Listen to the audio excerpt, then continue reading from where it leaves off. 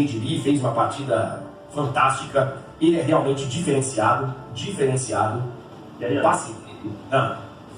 O Ricardinho mandou um áudio falando do Ganso, quer escutar? A gente falou ontem, o quadro áudio do Ricardinho.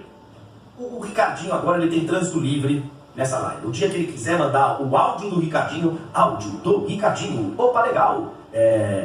Ricardinho, tema livre. Pode colocar o comentário do Ricardinho de hoje. Olá, legal, bom dia. Help me, help you, popular, me ajuda a te ajudar. E aí, careca, beleza? Um abraço para você, a quem acompanha a sua live. Estou passando aqui só para te dizer o seguinte. Paulo Henrique Ganso é um mágico no futebol. Alô, Dorival Júnior, para de procurar um camisa 10. Você tem um dos melhores, se não o melhor do mundo, jogando no futebol brasileiro. Na próxima convocação, você tem a obrigação de levar o Ganso. O que ele joga de bola é um absurdo. Bom final de semana! Help me, help you, o popular, me ajuda a te ajudar. Um abraço! Tchau, carecão! Só que é o seguinte, ele só tem direito a falar help me, help you, o popular, me ajuda a te ajudar no início. Se ele for falar no início e no fim, o comentário dele de 45 segundos já vira 1 minuto e meio. Mas ele tem razão, cara, o Ganso é diferente. E eu fico aqui pensando, viu, o Fred Caldeira, meu amigo, fosse num outro momento e tal, a gente já tem que estar falando de uma maneira mais séria do Ganso na seleção.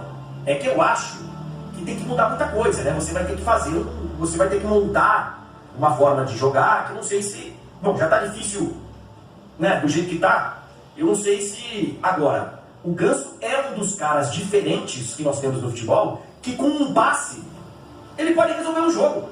Boa tarde, Fredinho. Boa tarde, bom dia, André, é um prazer finalmente falar com vocês aqui, cara.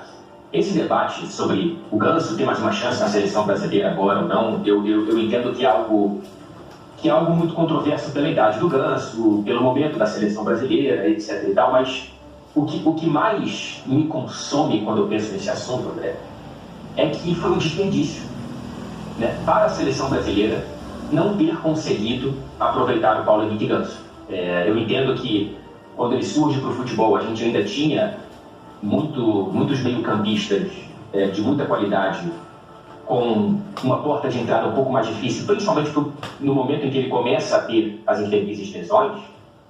Mas eu sinto que, para além dessas questões mais práticas da carreira do Ganso e dos desencontros com a seleção brasileira, eu sinto que, em certo momento, a gente quis escutar muito mais a Europa e um futebol mecanizado que só importa a intensidade e o lado físico, e esqueceu que esses caras que com um passe decidem o jogo, mesmo depois de perder pênaltis, eles podem sim achar o próprio lugar e trazer um tempo próprio para um jogo que sim, ele precisa se modernizar, mas que esses caras são, eu chamo de anacronismos muito bem-vindos, André. O Ganso ele parece um cara do passado e ainda bem.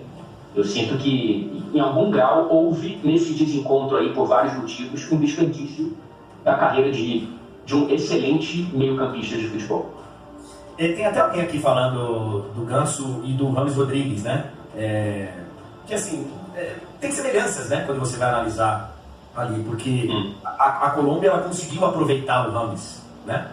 A Colômbia conseguiu usufruir do Rames e ela se preparou para isso, enfim, ela pensou nisso. Talvez o Rames não tenha dado certo em vários clubes, porque os clubes não quiseram, não tiveram condições, não conseguiram, enfim, não um monte de coisas, aproveitar o futebol do Rames. A seleção colombiana conseguiu, e o Fluminense também conseguiu, em determinado momento, evidentemente o Santos conseguiu, o São Paulo em determinado momento conseguiu usufruir do futebol do Ganso, e o Fluminense, cara, não fossem Ganso e Arias, e o Thiago também, né, a volta do Thiago e o Fábio também, e ó, os velhinhos, né, tirando o Arias, mas os velhinhos, né, ajudando ali o Fluminense bastante nesse momento. E o Cauã Elias tem que ser mencionado também. Falando dos velhinhos, tem um garoto que ajudou demais, porque o Fluminense viu o Cano virar outro jogador e o garoto resolveu.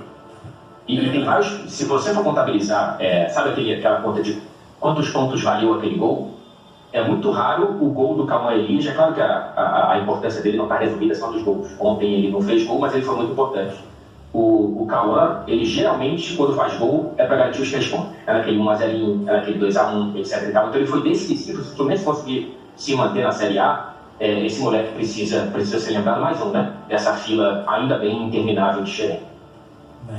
Eu acho que num outro momento a gente estaria com esse debate mais aguçado do Ganso na seleção. Acho que não vai rolar, mas eu sinto dessa mesma forma que você, Fred. Que pena que num determinado momento não foi assim, né?